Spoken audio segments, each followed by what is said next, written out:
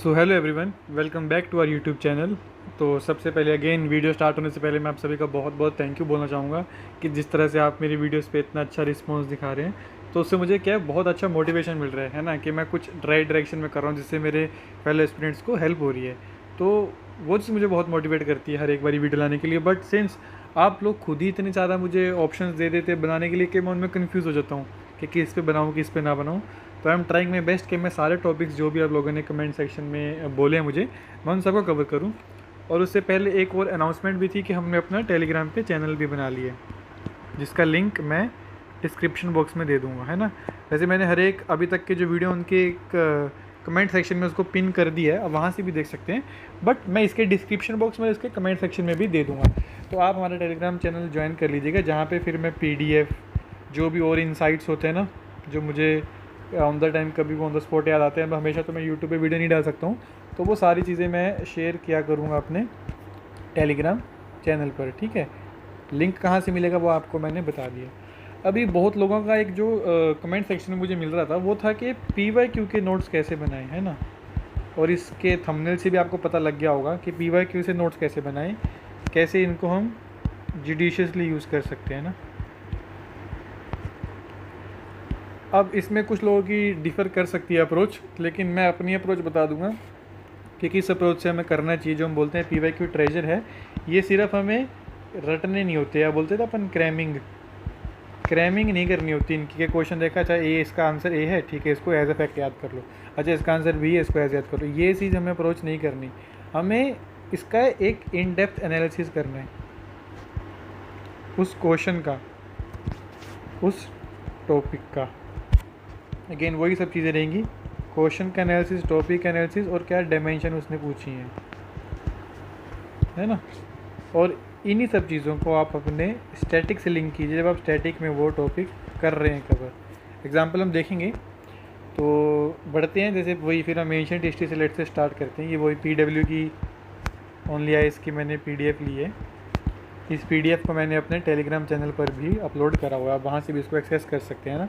बहुत लोग इसका लिंक मांग रहे थे, तो वो मुझे नहीं मिला था, तो उसी कारण ही मैंने चैनल बनाया था मेन, ताकि ऐसी कोई भी चीज़ हो तो मैं शेयर कर सकूँ। ठीक है, एंशिएंट हिस्ट्री पे चलते हैं।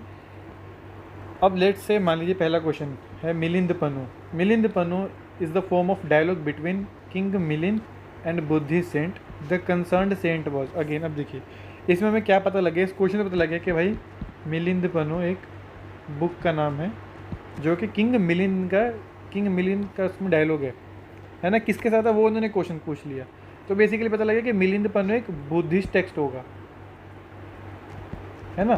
तो सिर्फ क्वेश्चन से हमें एक और ये फैक्ट याद हो गया कि भाई मिलिंद पन्नू एक बुद्धिस्ट टेक्स्ट है। अब किसके साथ है, ठीक है, अब यार रिवीजन कर भी रखा होगा, अगर आप आंसर देख भी लीजिए, अगर आप बिगिनर भी हैं, तो किसका था, नागसेन का, है ना। तो अब ये जो बाकी के नाम दे रखे हैं, अगेन अब इसमें पहली प्रायोरिटी क्या है, पहले तो जो आंसर है इसका आपके पास नोट्स होने चाहिए कि नागसेन है ना, इनका लेट से टाइम पीरियड क्या था, है ना। इन्होंने क्या कोई टेक्स्ट लिखा, इम्पोर्टेंट टेक्स्ट इनका कोई है। ये कुछ चीज़ें होती हैं जो हमें पता होनी चाहिए किसी भी पर्सनैलिटी के बारे में। ऐसे अगर कोई सेंट वगैरह है तो इनकी अगर या तो कोई इनकी इम्पोर्टेंट फ़िलॉसफी है ना। ये सब चीज़ें कुछ 3-4 पैरामीटर्स पता होने चाहिए। ठीक है, एक तो ये हो गया पहला काम कि जो आंसर है उसका ये चीज़ पता करना। अब दूसरा जो इम्पोर्टेंट काम है जिसके लिए हम PYQs को पढ़ रहे हैं, कि जो लेफ़्ट आउट ऑप्शन है ना, उनके भी आप सेम ही डायमेंशंस कवर कीजिए अगर इजीली मिलते हैं। ठीक है, ये नहीं कि आप उस पर टाइम वेस्ट करते रहें, सेम डायमेंशन पे टाइम वेस्ट नहीं करना। अब कुछ नहीं करना, सिंपल जैसे लेट से ये नागार्जुन है, इनका विकीपीडिया सर्च कीजिए, नागार्जुन विकीपीडिया सर्च कीजिए, इनका विकी पेज खुलेगा, उसमें से देख लीजिए इनका टाइम पीरियड क्या था, है ना। क्या इनकी कोई फ़िलॉसफी थी, है ना, या कोई रूलर था जिन्होंने इसको पैट्रोनेज दी हो। कई बार ऐसे क्वेश्चन आ सकते हैं कि मैच द फॉलोइंग पूछ लें कि ये रूलर थे, एक साइड रूलर दे रखे हैं और एक साइड ऐसे सेंट्स दे रखे हैं, है ना। तो ऐसे मैच द फॉलोइंग हमारे पास आ सकता है, तो वो पता होना चाहिए। तो वही अब सीधा इनका विकीपीडिया सर्च कीजिए, तुरंत आपको मिल जाएगा, और एक पेज पे लिख लीजिए, है ना। अगर आप डिजिटल नोट्स बनाते हैं तो इधर ही लिख लो, ऐसे छोटा कर करके, ऐसे एरोज बना के। अगर आप पेन पेपर पे बनाते तो वहाँ पर ऐसा कर लीजिए, जैसे मान लीजिए उस पर हेडिंग दीजिए, लेट्स से आप एंशेंट बना रहे हैं ना, एंशेंट कैसे हेडिंग दी अपने अपने उस पर, अब उसमें या तो ईयर वाइज नोट्स बना लीजिए आप कि 2023, ठीक है। अब इसमें क्या लिखा, जैसे मिलिंद पन्नू लिखा आपने, है ना, मिलिंद पन्नू बुद्धिस्ट टेक्स्ट किस किस के बीच में है, मिलिंद के बीच में है और एक नागसेन के बीच में है, ये हो गया। अब फिर आप आगे ऐसे नागसेन पे नोट्स बना लेंगे, नागसेन इनका लेट्स से टाइम लिख दिया आपने, XYZ BC पीरियड इनका हो गया। अच्छा लेट्स इनकी कोई फ़िलोसफी लिख दिया आपने कि इनकी फॉर एग्जांपल, ठीक है मुझे एग्जैक्ट मैं बता नहीं रहा हूँ, पहले बता रहे से फॉर एग्जांपल इनकी अगर माध्यमिका थी या इनकी शून्यवाद थी तो कौन सी फिलोसफी थी वो लिख लीजिए। कोई रूलर तो पता लगी कि मिलियन रूलर था। सिमिलरली अब जो बाकी के ऑप्शन है, जैसे जो A ऑप्शन बचा, B ऑप्शन बचा, C ऑप्शन है, सिमिलर इनके भी ऐसे कर लीजिए। ये तो आपके एक क्वेश्चन कैसे छोटे से नोट बन जाएंगे, फिर सिमिलर सेकंड क्वेश्चन पे चले जाइएगा आप, यूँ करके वहाँ पे कुछ जो हम डिस्कस करेंगे ऐसे करके ना, तो आपके पास क्या है ना, एक पेज पे ऐसे हिस्ट्री के आपके 2023 के बन जाएंगे, सिमिलर 22, ऐसे करते करते हो सके 10 साल का ट्राई करेंगे, लेकिन अगर नहीं भी होता तो भी मतलब ट्राई करेंगे कि एटलीस्ट 6-7 साल का तो हम कर लो, उसमें भी इनफ डाटा हमारे पास आ जाएगा, है ना। ट्राई रखनी है 10 साल के PYQ की, बट अगर टाइम कम है अभी अगर, तो 6-7 साल में भी हम अपना कर सकते हैं ना, बट ट्राई कीजिए कि 13 तक हो जाए अगर हम टाइम बढ़ा सकते हैं। तो इस तरह से क्या, अब ठीक है, अब कुछ लोग बोलेंगे भाई कि इसमें तो बहुत डिफरेंशिएट है, एक क्वेश्चन आ गया इसका मिलियन पन्नों का, एक आया किसका, ठीक है भाई ब्रेन ऐसे ही चलता है। वहाँ जब आप क्वेश्चन पेपर भी डील करेंगे ना, तो वहाँ पर भी ऐसा नहीं आएगा कि इससे पहले एंशेंट के सारे सवाल पूछ लो, इनसे पहले सारे गुप्ता के ही क्वेश्चन पूछ लो, या इनसे पहले सारे मोरस के क्वेश्चन पूछ लो, है ना। तो वैसे कंफर्ट में मत आप रहने की उम्मीद कीजिए कि भाई मुझे सारे ऑर्डर में पहले एंशेंट पूरी एंशेंट में मुझे एक टॉपिक के सारे क्वेश्चन मिल जाए, वैसा नहीं होगा।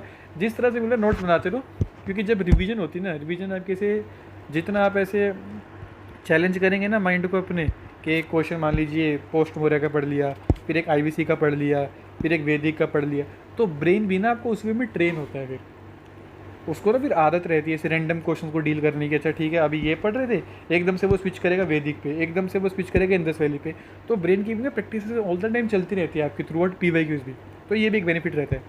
ठीक है, ज़्यादा डाइवर्ट नहीं होते अभी इससे। अब देखिए, अब जैसे इस कंपाइलेशन का, या अगर आप कहीं से भी घटना चक्कर से कर रहे हैं, किसी भी कंपाइलेशन से कर रहे हैं, तो मोरलेस आपको कंटेंट उसका नीचे ही मिल जाएगा सारा का सारा, ठीक है ना। ऐसे इसमें आंसर नागसेन था, तो इन्होंने बता दिया कि पहले A इज़ नॉट करेक्ट, तो नागार्जुन है, तो नागार्जुन इसमें आप वही आपका जो वाला बताया था मैंने विकीपीडिया पे सर्च करना, वो आपका टाइम बच जाएगा। पहले ऐसे होगा था ना, विकीपीडिया सर्च करते, लेकिन अब वो टाइम बच गया। ठीक है, नागार्जुन था, इनका थोड़ा टाइम डिनोट कर लीजिए। अच्छा, ये एक बुद्धिस्ट फिलोसफर थे, ये पता होना चाहिए। कभी कभार UPSC ही ऐसे क्वेश्चन पूछ लेते हैं कि ये बुद्धिस्ट जैनी से, तो वैसे UPSC भी साथ साथ चलता रहेगा। फिर उन्होंने कौन सा कंसेप्ट दिया, उन्होंने माध्यमिका का कंसेप्ट दिया, माध्यमिका का कंसेप्ट। तो ठीक है, आपके 3 फैक्ट याद हो गए, नागार्जुन, बुद्धिस्ट एंड थे, टाइम इनका ये था, माध्यमिक कंसेप्ट था इनका। अब मान लीजिए उन्होंने ऐसे दे दिया, लेट्स से कि एक रूलर दे दिया चंद्रगुप्त II, बोल दिया Chandragupta II was contemporary of Nagarjuna. अब जब हमने PYQ कर रखे होंगे, जब मुझे पता है कि इनका टाइम तो 150 से 250 CE का था, कॉमन एरा का, और चंद्रगुप्त आए हैं हमारे 3rd 4th 5th सेंचुरी में, 300 वाले कुछ CE वाले टाइम में, तो इनके तो कंटेम्प्रेरी नहीं होंगे। तो देखिए, इसलिए बोल रहा हूँ, अगर आप ऐसे फैक्टर करेंगे ना कौन सा टाइम पीरियड है, तो आप इससे एलिमिनेशन भी कर पाएंगे।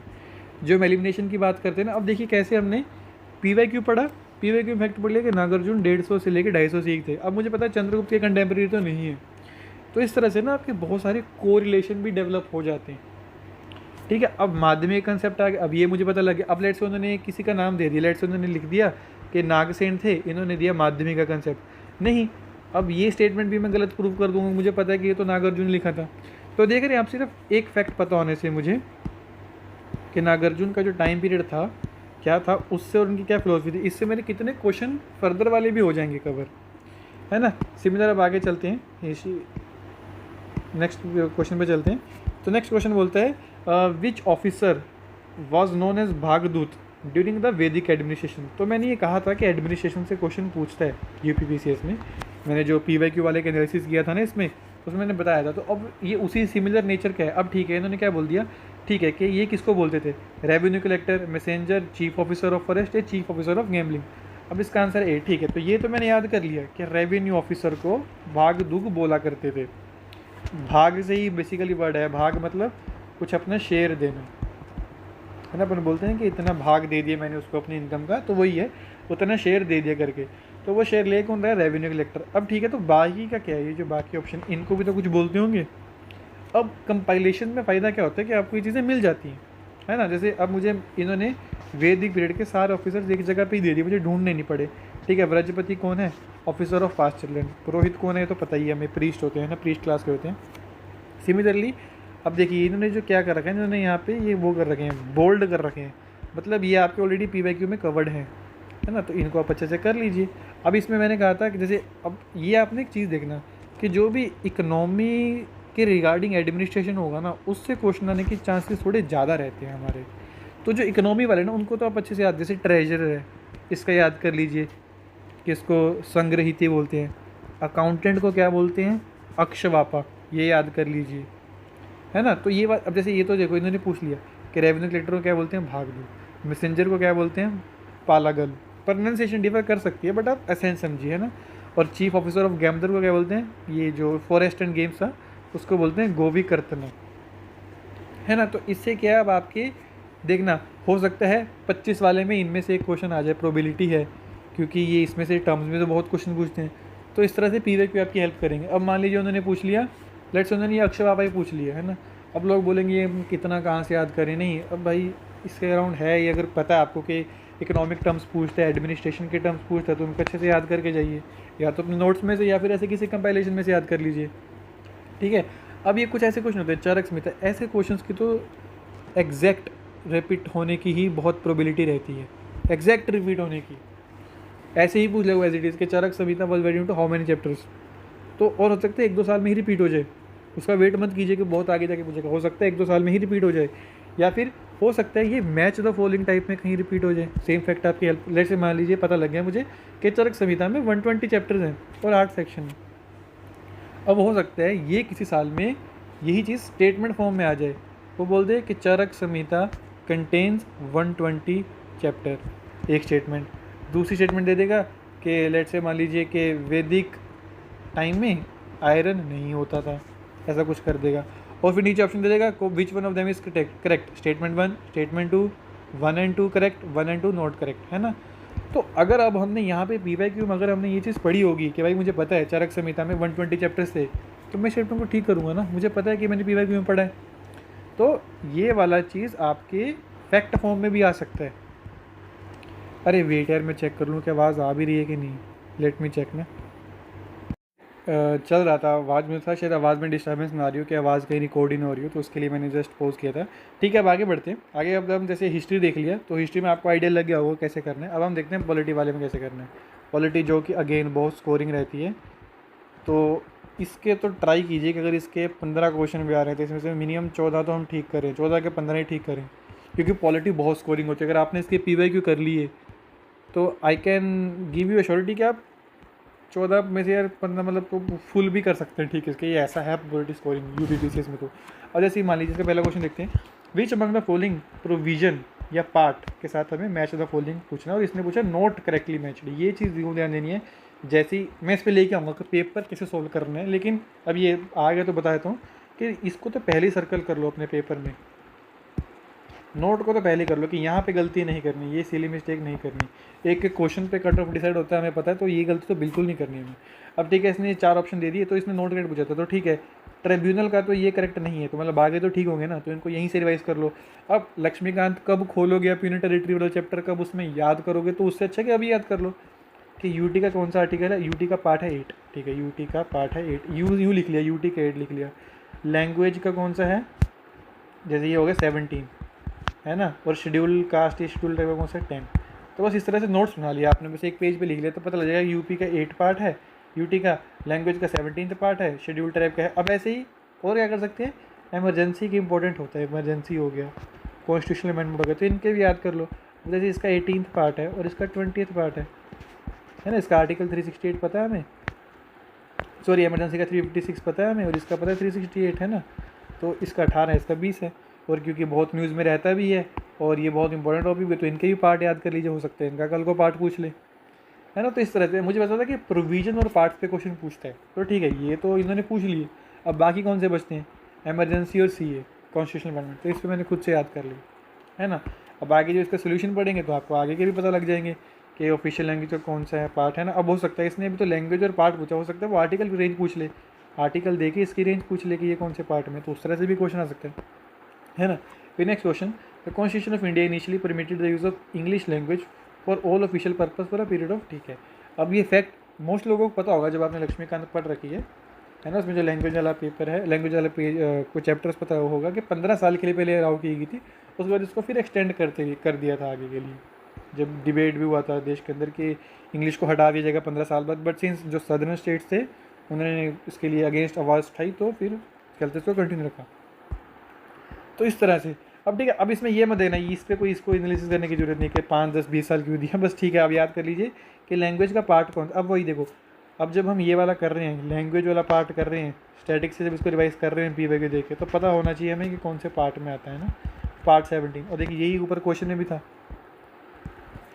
तो अब कुछ भी क्वेश्चन आ जाए घुमा फिरा के, हमें पता है कि कैसे उसको टैकल करना है। फिर next, which of the following is note, देखिए आपके पीसेज में एक चीज़ देखिए, मैंने नोट पे बहुत फोकस करता है कमीशन, नोट बहुत पूछता है ना। ये 3 क्वेश्चन में देख लिया हमने, नोट डाल दिया। ऐसे और भी बहुत क्वेश्चन आएंगे जिसमें नोट बहुत पूछता है। तो अब सिंपल इसने पूछ दिया, तो सिंपल खैर क्वेश्चन है कि आर्टिकल 20 है, नीचे दी गई कौन सी चीज़ 20 का पार्ट नहीं है, तो हमें पता है self incrimination, expose factor, double jeopardy तो आता है। अब देखने की बात ये है, पीवाईक्यू की जब बात करेंगे ये किसके अंडर आता है, इंपॉर्टेंट ये है, आता तो किसके अंडर आता है ना। तो टॉर्च वाला आप देख लीजिए किसके अंडर आएगा।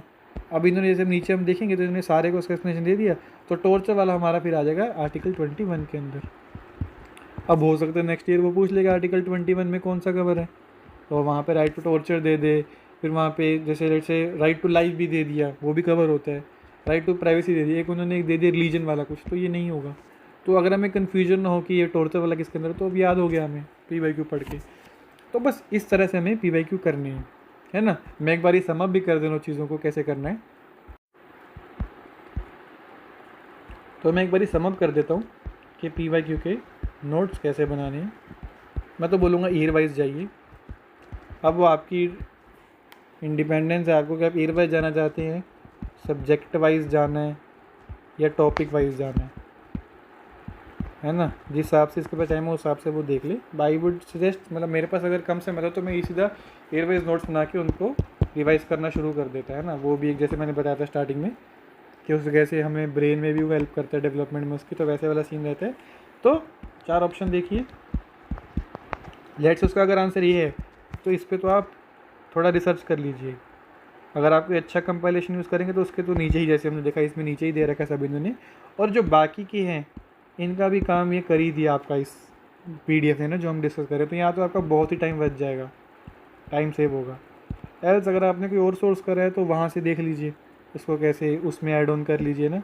तो इस तरह से कहना आप एक क्वेश्चन से आप आने वाले जो फ्यूचर के एग्ज़ाम में टॉपिक हैं उनके आप अपनी श्योरिटी और एक्यूरेसी बढ़ा सकते हैं। ये जो हम बात करते हैं ना कि 2-2, 3-3 क्वेश्चन से रह गया, जो कि बहुत दुख होता है मुझे पता है जब ऐसे 1-2 क्वेश्चन से एग्ज़ाम रुकता है हमारा ना। तो उन्हीं सब अनसर्टेनिटीज़ को ख़त्म करने के लिए ना पीवाईक्यू वाला काम बहुत इंपॉर्टेंट होता है ना। आई होप, मतलब अब देखिए मैं इस वीडियो को बहुत लंबा तो नहीं खींच सकता कि मैं हर टॉपिक करूँ, तो मैंने ट्राई किया कि हिस्ट्री और पॉलिटी के करा दिए। अगर आपको किसी पर्टिकुलर सब्जेक्ट में डाउट आ रहा है कि उसके कैसे बनाएं, तो आप कमेंट सेक्शन में कर दीजिए। टेलीग्राम चैनल मैंने डिस्क्रिप्शन बॉक्स में डाला है, कमेंट सेक्शन में या पिंड में, वहाँ से चैनल पे जाके भी आप अपना डाउट वहाँ पे पूछ सकते हैं। मैं वहाँ भी आपको हेल्प करने के लिए रेडी रहूँगा। कमेंट्स में करेंगे, मैं कमेंट्स के भी डेली आंसर करता रहता हूँ, जब जब मुझे टाइम मिलता है मैं देखता रहता हूँ कमेंट्स को भी।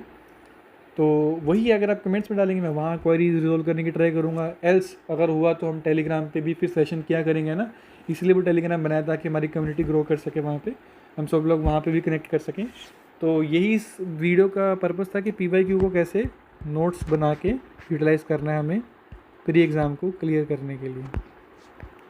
अब ठीक है, बहुत लोगों ने वीडियो के दे रखे कि मॉक्स कैसे अटैम्प्ट करने हैं, अटैम्प्ट कैसे करना है एग्ज़ाम, रियल एग्ज़ाम, मॉक्स से भी ज़्यादा इंपॉर्टेंट है रियल एग्ज़ाम कैसे अटैम्प्ट करना है, मॉक्स को कैसे यूटिलाइज़ करें, इंपॉर्टेंट टॉपिक क्या हैं, कौन कौन से इंपॉर्टेंट टॉपिक कवर करें हम स्टैटिक के। अगर बात करें, मैंने बताया भी था कि 120 के राउंड क्वेश्चन तो स्टैटिक ही आएंगे, तो इसको हम अच्छे से कैसे पढ़े हैं ना। तो उस पर भी सेशन आते रहेंगे, वीडियो धीमे धीमे लाता रहूँगा सब चीज़ों पे मैं कवर।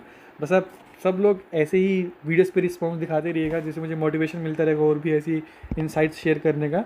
फिर यूपीपीसीएस के बाद हमारा प्लान है यूपीएससी के लिए भी, इसके प्री के लिए भी, देन सीएपीएफ का भी एक बैच शुरू करेंगे मेंटरशिप को लेके। तो ये सब है पाइपलाइन में, बट ठीक है अभी one time at a thing लेते हैं, यूपीपीसीएस पे फोकस करते हैं पहले, अभी बाकी सब चीज़ें दूर हैं, अभी यही प्रायोरिटी है अभी हमारी भी, इसमें हेल्प कर सकें। कोई भी डाउट हो, अगर आपको लग रहा हो कि ये चीज़ वेग लग रही है मुझे, ये मुझे समझ नहीं आ रही, प्लीज़ कमेंट सेक्शन में पूछिए, I would love to help you guys, है ना। अगर आप यहाँ तक आए हैं तो प्लीज़ वीडियो को लाइक कीजिएगा, चैनल को सब्सक्राइब कीजिएगा, और प्लीज़ अपने दोस्तों के साथ भी इसको शेयर कीजिएगा, है ना।